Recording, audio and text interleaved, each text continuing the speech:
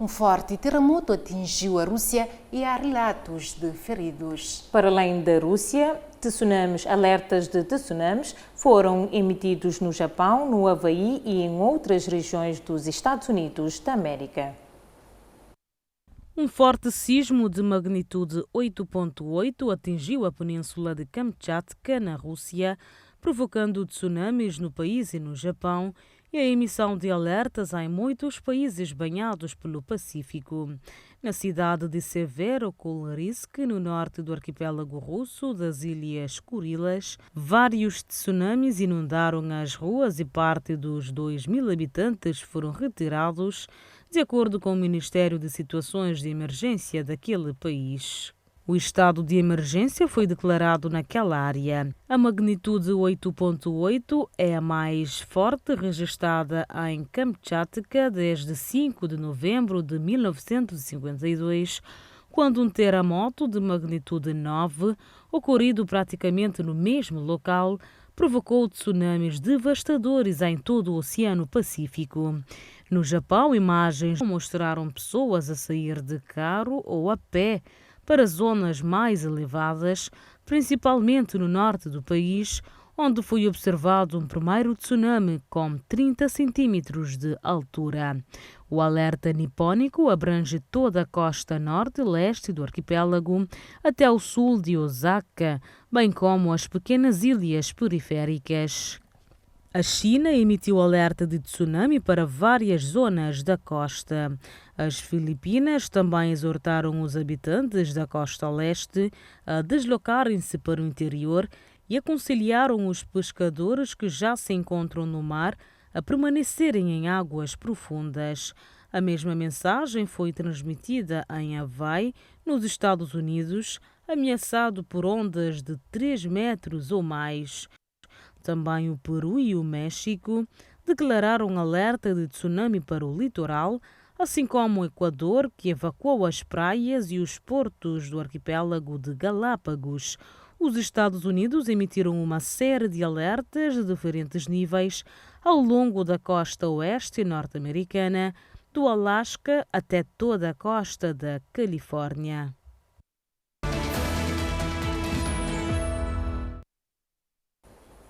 Na Roménia, pelo menos 3 pessoas morreram na sequência de uma inundação repentina.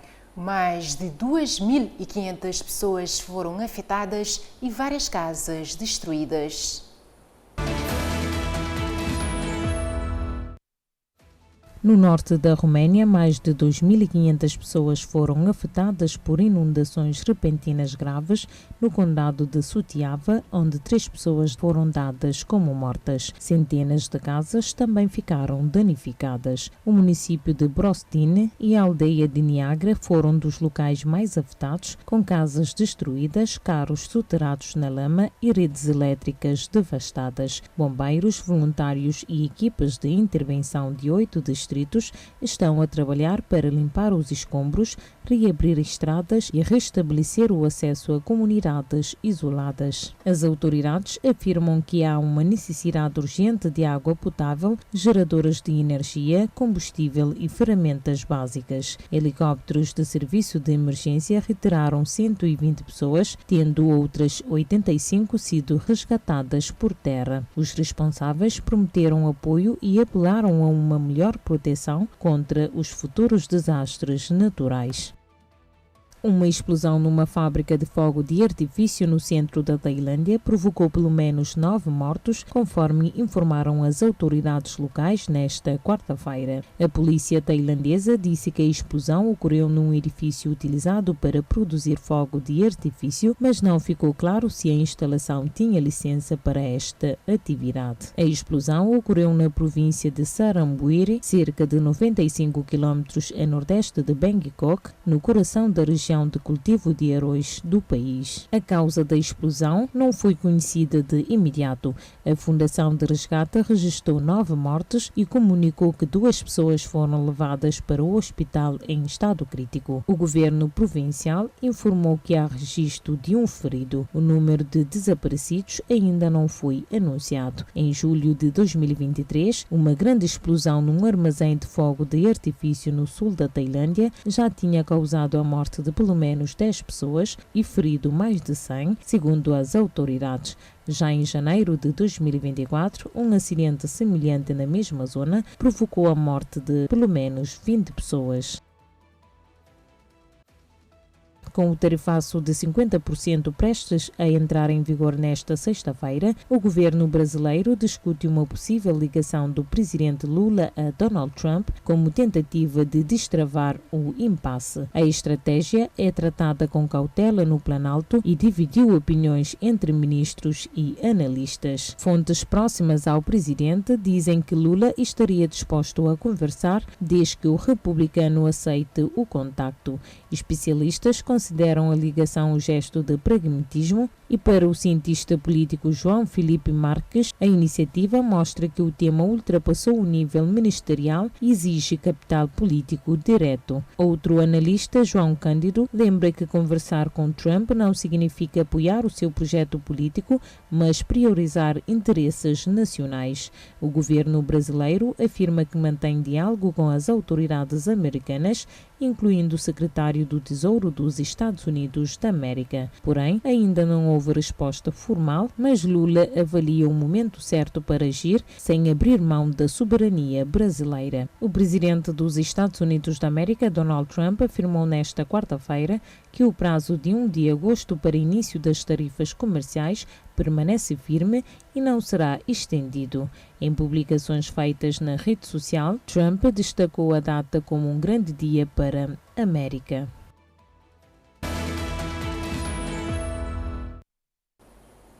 Já a China e os Estados Unidos deram mais um passo rumo à estabilização das relações comerciais. Após 2 dias de negociações, foi alcançado um entendimento para prolongar a pausa na imposição de novas tarifas entre as 2 maiores economias do mundo. A mais recente ronda de negociações entre os Estados Unidos da América e a China terminou nesta terça-feira em Estocolmo, na Suécia. No centro das discussões esteve o prolongamento da trégua tarifária que vigora até 12 de agosto. O principal negociador chinês, o vice-primeiro-ministro He Lifeng, afirmou que as conversações foram francas e construtivas e que há acordo para estender a pausa por mais 90 dias. O anúncio chinês gerou reação imediata dos Estados Unidos da América, que ainda aguardam a aprovação formal do presidente Donald Trump. Contudo, do lado norte-americano, o secretário do Tesouro afirmou que o anúncio chinês foi precipitado e que qualquer prorrogação precisa da aprovação do presidente Donald Trump. Ainda assim, o secretário do Tesouro destacou que os 2 dias de diálogo foram produtivos e abordaram temas sensíveis como a venda de petróleo iraniano à China, fornecimento de tecnologia como o uso militar à Rússia e o excesso de produção industrial chinesa. O outro ponto crucial foi a busca por equilíbrio em setores energéticos como semicondutores e minerais raros. Ainda reforçou este secretário que a prioridade dos Estados Unidos da América é restaurar a sua produção nacional e garantir acordos comerciais favoráveis, sobretudo na área agrícola e energética. As reuniões aconteceram no gabinete do primeiro-ministro sueco, que também se encontrou com os representantes norte-americanos. Anteriormente, outras rodadas haviam ocorrido em Genebra e Londres, sempre com o objetivo de aliviar as tensões comerciais entre as potências. O FMI revisou para cima a estimativa de crescimento mundial, mas não levou em conta o tarifário de 50% anunciado por Donald Trump. As 2 maiores economias do mundo, Estados Unidos e China, tiveram as previsões de crescimento revisadas em alta. As 2 maiores economias do mundo, Estados Unidos e China, tiveram as previsões de crescimento revisadas para cima. Os Estados Unidos devem crescer 1,9% este ano, e 2% em 2026, acima das estimativas de abril, que eram de 1,8% e 1,7%. Já a China deve crescer 4,8%, alta de 0,8 ponto percentual em relação à previsão anterior. Para o Brasil, o FMI elevou a projeção de crescimento em 2025 para 2,3%, alta de 0,3 ponto percentual, e 2026, alta de 2,1%, ou seja, 0,1 ponto percentual em relação ao relatório de abril. Mas o FMI considerou as políticas comerciais atuais, sem incluir as tarifas de 50% anunciadas por Donald Trump para o país e que estão previstas para entrar em vigor em 1º de agosto. O Fundo Monetário Internacional também melhorou as previsões para a economia mundial. O crescimento deve ser de 3%, 0,2 ponto percentual a mais em relação às previsões de abril. Segundo o FMI, o impacto das tarifas anunciadas anteriormente pelos Estados Unidos não foi tão grave quanto o projetado anteriormente. Em Luanda, o primeiro dia da greve dos taxistas terminou em tragédia. Pelo menos 4 pessoas perderam a vida e mais de 500 foram detidas na sequência de atos de vandalismo e pilhagens. A situação levou ao encerramento de estabelecimentos comerciais e bancários. A capital angolana viveu momentos de tensão no arranque da greve dos taxistas. Em várias zonas de Luanda registaram-se tumultos, queimada de pneus, destruição de viaturas e pilhagens em lojas e supermercados. Segundo as autoridades, 4 pessoas perderam a vida e mais de 500 foram detidas nas últimas 24 horas.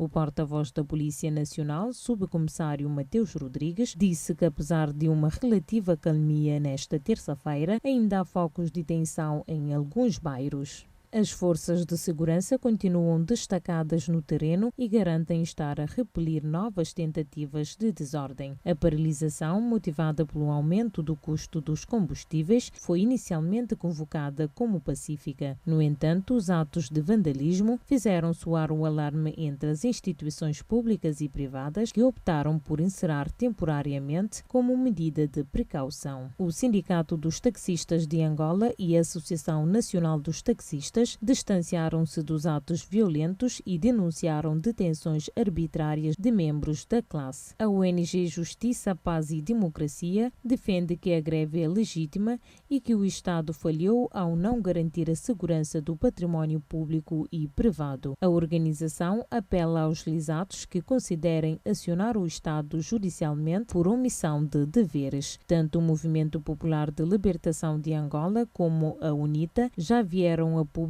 condenar os episódios de violência e apelam à responsabilização dos culpados. Em São Tomé e Príncipe, 1 em cada 3 mulheres já foi vítima de violência física. A revelação foi feita pela Ministra da Justiça durante a abertura de um seminário sobre protocolos de apoio às vítimas. A Ministra da Justiça, Assuntos Parlamentares e Direitos da Mulher de São Tomé e Príncipe, Vera Cravit, revelou esta segunda-feira que 1 em cada 3 mulheres do arquipélago já foi vítima de violência física. A declaração foi feita na cerimônia de abertura de um seminário multissetorial sobre fluxos e protocolos de proteção e apoio às vítimas de violência baseada no género. Segundo a governante, os números são alarmantes e traduzem normas culturais enraizadas, desigualdades históricas e um sistema de resposta ainda fragmentado. Para a ministra, a violência de género não é um problema privado, mas sim público, político e estrutural, que deve ser combatido com ações concretas e integradas. Cerca de 19% da população ainda considera justificável, em certos casos, o uso de violência contra mulheres. Vera Cravit defende que é necessário romper com essa mentalidade e reforçar mecanismos de proteção. O seminário, que conta com o apoio da ONU, decorre durante 2 dias e pretende definir uma estrutura clara de atuação com protocolos bem definidos, funções distribuídas e um atendimento centrado na dignidade das vítimas. No ano passado, mais de 300 casos de violência doméstica foram oficialmente registrados em São Tomé e Príncipe. Desde 2008, o país tem promovido leis e políticas para garantir a igualdade de género e considera crimes públicos a violência doméstica e abusos sexuais, podendo ser denunciados por qualquer cidadão. O governo de São Tomé e Príncipe admite que se trata de uma crise estrutural e defende uma resposta coordenada. Israel rejeitou a decisão do Reino Unido de reconhecer o Estado palestino se o país não se comprometer com a paz. Também para o governo de Benjamin Netanyahu, o grupo terrorista Hamas dificulta as negociações e se beneficia da crise na faixa de Gaza. Imagens divulgadas hoje mostram homens armados em cima de um caminhão de ajuda humanitária. De acordo com o exército israelense, o Hamas ameaça os civis que buscam alimentos. A cena é mais uma evidência de que o grupo é o principal obstáculo para a chegada da ajuda humanitária a Gaza. O primeiro-ministro Benjamin Netanyahu disse que o Hamas se beneficia com a crise humanitária no território palestino. O premier disse que trabalha para garantir a chegada de ajuda em grande quantidade à faixa de Gaza. Por outro lado, as negociações com o grupo terrorista para a libertação dos reféns estão paralisadas. Netanyahu prometeu não desistir de trazer todos os sequestrados de volta. O governo israelense rejeitou a decisão do Reino Unido de reconhecer o Estado palestino caso Israel não se comprometa com um processo de paz na região. Para o gabinete de Netanyahu, a medida recompensa o terrorismo e compromete os esforços de um acordo de paz que permita a libertação dos reféns. Israel afirmou que o discurso pune as vítimas e que a existência de um Estado jihadista ameaçará o Reino Unido no futuro. Donald Trump disse não ter discutido com o primeiro-ministro britânico o reconhecimento da Palestina. Para o americano, o anúncio beneficia o grupo terrorista. Na ONU, a Liga Árabe, a União Europeia e 17 países assinaram um documento condenando o Hamas pelos ataques de 7 de outubro.